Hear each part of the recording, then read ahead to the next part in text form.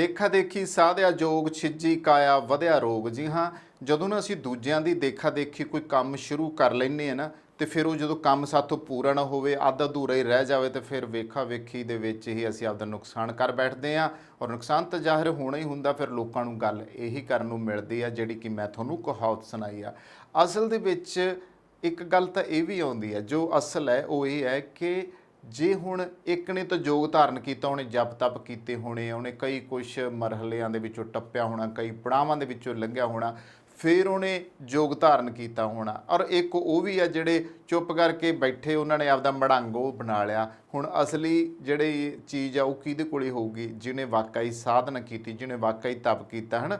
ਤੇ ਜਿਹਨੇ ਕੁਛ ਕੀਤਾ ਹੀ ਨਹੀਂ ਗਾ, ਜਿਹਨੇ ਮੜੰਗ ਬਣਾ ਲਿਆ ਉਹ ਜਿਹਾ, ਜਿਹਨੇ ਸਿਰਫ ਭੇਖ ਧਾਰਨ ਕਰ ਲਿਆ, ਉਹਦੇ ਪੱਲੇ ਤਾਂ ਫਿਰ ਕੁਛ ਨਹੀਂ ਨਾ ਰਹਿਣਾ। ਇਹੀ ਗੱਲ ਉਹ ਆ ਕਿ ਜਿਵੇਂ ਹੁਣ ਸਾਡੇ ਲੋਕਾਂ ਦੇ ਵਿੱਚ ਇੱਕ ਆਦਤ ਅੱਜ ਬਣ ਚੁੱਕੀ ਆ ਕਿ ਉਹ ਵੇਖਾ ਵੇਖੀ ਦੇ ਕੰਮਾਂ ਦੇ ਵਿੱਚ ਜ਼ਿਆਦਾ ਪਾਏ ਜਾਂਦੇ ਆ, ਕਿਉਂਕਿ ਵੇਖਾ ਵੇਖੀ ਅਸੀਂ ਰੀਸ ਕਰਦੇ ਹਾਂ। ਵੇਖਾ ਵੇਖੀ ਰੀਸ ਇੰਜ ਕਰਦੇ ਆ ਕਿ ਜੇ ਸਾਡੇ ਗੁਆਂਢੀਆਂ ਨੇ ਕੋਠੀ ਪਾ ਲਈ ਆ ਤੇ ਅਸੀਂ ਵੀ ਕੋਠੀ ਪਾਉਣ ਦੀ ਕੋਸ਼ਿਸ਼ ਕਰਦੇ ਹਾਂ। ਗੁਆਂਢੀਆਂ ਨੇ ਕਾਰ ਲੈ ਲਈ ਆ ਤੇ ਅਸੀਂ ਵੀ ਕਾਰ ਲਵਾਂਗੇ। ਗੁਆਂਢੀਆਂ ਨੇ ਮੋਟਰਸਾਈਕਲ ਲੈ ਲਿਆ ਮਹਿੰਗਾ ਤੇ ਅਸੀਂ ਵੀ ਉਹਦੀ ਰੀਸ ਕਰਾਂਗੇ ਵੀ ਅਸੀਂ ਵੀ ਲੈਣਾ ਹੈ, ਕਿਉਂਕਿ ਸਾਡਾ ਧੀ ਪੁੱਤ ਨਾ ਰਹਿ ਜੇ। ਔਰ ਇਸੇ ਤਰ੍ਹਾਂ ਹੀ ਜੇ ਸਾਨੂੰ ਪਤਾ ਲੱਗਦਾ ਹੈ ਕਿ ਫਲਾਣੇ ਨੇ ਬਹੁਤ ਸੋਹਣਾ ਵੱਡਾ ਟੈਲੀਵਿਜ਼ਨ ਲਿਆਂਦਾ ਆ, ਸੋਹਣਾ ਫਰਿੱਜ ਲਿਆਂਦਾ ਆ, ਜਾਂ ਫਿਰ ਫਲਾਣਿਆਂ ਨੇ ਵਿਆਹ ਇੰਨਾ ਖਰਚਾ ਕੀਤਾ ਆ, ਜਾਂ ਉਹਨਾਂ ਨੇ ਮੈਰਿਜ ਪੈਲਸ ਵਿੱਚ ਵਿਆਹ ਕੀਤਾ ਤੇ ਉਹਨਾਂ ਨੇ ਇੰਨੇ ਹਲਵਾਈ ਲਾਏ ਆ, ਉਹਨਾਂ ਨੇ ਇੰਨੇ ਪਕਵਾਨ ਤਿਆਰ ਕੀਤੇ ਆ, ਤੇ ਫਿਰ ਬਾਬੇ ਉਹ ਬਣਨਾ ਕੀ ਆ? ਫਿਰ ਆਪ ਜਦੋਂ ਅਸੀਂ ਲੋਕ ਅਜਿਹਿਆਂ ਦੀ ਰੀਸ ਕਰਾਂਗੇ, ਚਲੋ ਇੱਕ ਤਾਂ ਸਹਿੰਦਾ ਹੋਇਆ, ਉਹਦੀ ਤਾਂ ਗੱਲ ਕਿਸੇ ਨੇ ਕੀ ਕਰਨੀ।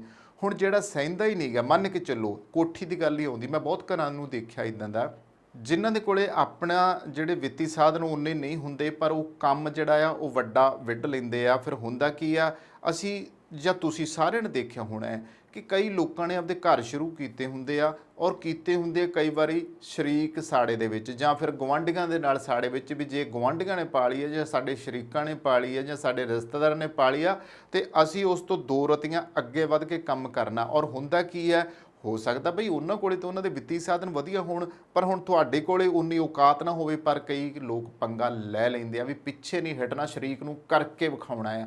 ਔਰ ਉਹ ਫਿਰ ਕਰਕੇ ਵਿਖਾਉਣ ਵਾਲਿਆਂ ਦੀ ਅਸੀਂ ਦੇਖਿਆ ਆ ਕੋਠੀਆਂ ਕਿ ਅਧੂਰੀਆਂ ਹੀ ਪਈਆਂ ਹੁੰਦੀਆਂ। ਉਧਰ ਸ਼ਰੀਕ ਦੀ ਕੋਠੀ ਬਹੁਤ ਆਲੀਸ਼ਾਨ ਹੁੰਦੀ ਆ, ਦੂਜੇ ਪਾਸੇ ਇਹਨੇ ਸਾੜੇ ਦੇ ਮਾਰੇ ਨੇ ਰੀਸ ਕਰਕੇ ਉਵੇਂ ਪਾਉਣ ਦੀ ਕੋਸ਼ਿਸ਼ ਕੀਤੀ ਹੁੰਦੀ ਆ, ਗੱਲ ਨਹੀਂ ਬਣਦੀ। ਔਰ ਬਹੁਤੀ ਵਾਰੀ ਹੁੰਦਾ ਪਲਸਤਰ ਵੀ ਨਹੀਂ ਹੁੰਦੀ, ਫਰਸ਼ ਵੀ ਨਹੀਂ ਲੱਗਦੇ, ਔਰ ਕਈਆਂ ਦੇ ਤਾਂ ਜਿਹੜੇ ਬੂਹੇ ਬਾਰੀਆਂ ਹੀ ਨਹੀਂ ਲੱਗਦੇ, ਤੇ ਕਈ ਕਈ ਸਾਲ ਐਂ ਪਏ ਰਹਿ ਜਾਂਦੇ ਆ।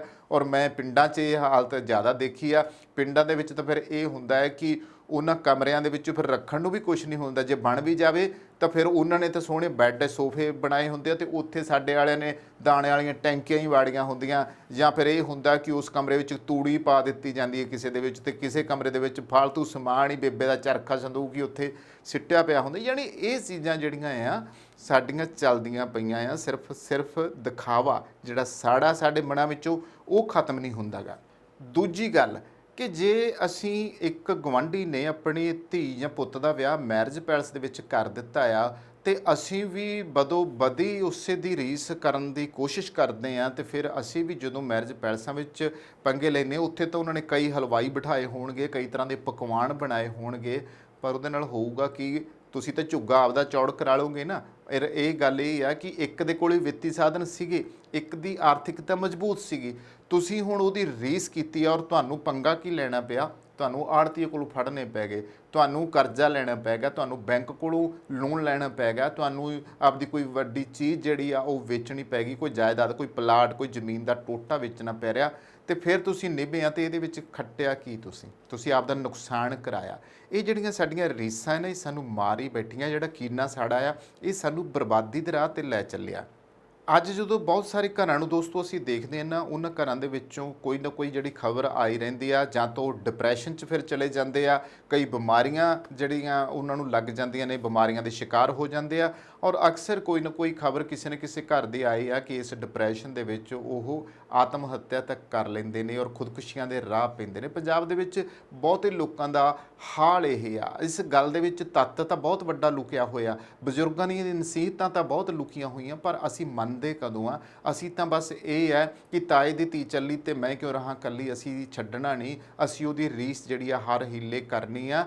ਇਸ ਕਰਕੇ ਜ਼ਰੂਰੀ ਹੈ ਕਿ ਅਸੀਂ ਸਬਰ ਤੇ ਸੰਜਮ ਤੋਂ ਕੰਮ ਲਈਏ ਔਰ ਸਬਰ ਸੰਜਮ ਨਾਲ ਹੀ ਆਪਣਾ ਪਰਿਵਾਰ ਪਾਲੀਏ ਤੇ ਇਸ ਤਰੀਕੇ ਤੁਸੀਂ ਆਪਣੇ ਘਰ ਨੂੰ ਚਲਾਓ, ਨਾ ਕਿ ਦੂਸਰਿਆਂ ਦੀ ਰੀਸ ਕਰੋ। ਦੂਸਰਿਆਂ ਦੀ ਰੀਸ ਕਰਨ ਦੇ ਵਿੱਚ ਜੇ ਬੰਦੇ ਨੇ ਆਪ ਦਾ ਹੀ ਝੁੱਗਾ ਚੌੜ ਕਰਾਉਣਾ ਆ ਤੇ ਫਿਰ ਉਹਦਾ ਕੋਈ ਫਾਇਦਾ ਨਹੀਂ ਹੈਗਾ। ਇਸ ਲਈ ਸਭ ਤੋਂ ਜ਼ਿਆਦਾ ਜ਼ਰੂਰੀ ਹੈ ਕਿ ਪਹਿਲਾਂ ਆਪਦਾ ਵਿੱਤ ਦੇਖੋ, ਨਾ ਕਿ ਤੁਸੀਂ ਬਰਬਾਦੀ ਦੇ ਰਾਹ ਦੇ ਉੱਤੇ ਪੈ ਜਾਓ ਤੇ ਫਿਰ ਆਪਦਾ ਜਿਹੜਾ ਵੱਡਾ ਆਰਥਿਕ ਨੁਕਸਾਨ ਵੀ ਕਰਾ ਲਓ ਤੇ ਲੋਕਾਂ ਕੋਲੋਂ ਫਿਰ ਗੱਲਾਂ ਵੀ ਕਰਾਉਣ ਲੱਗ ਜਾਓ।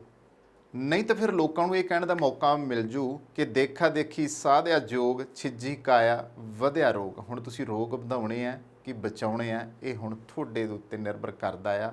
ਸੋ ਇੱਥੇ ਹੀ ਸਮਾਪਤੀ। ਧੰਨਵਾਦ।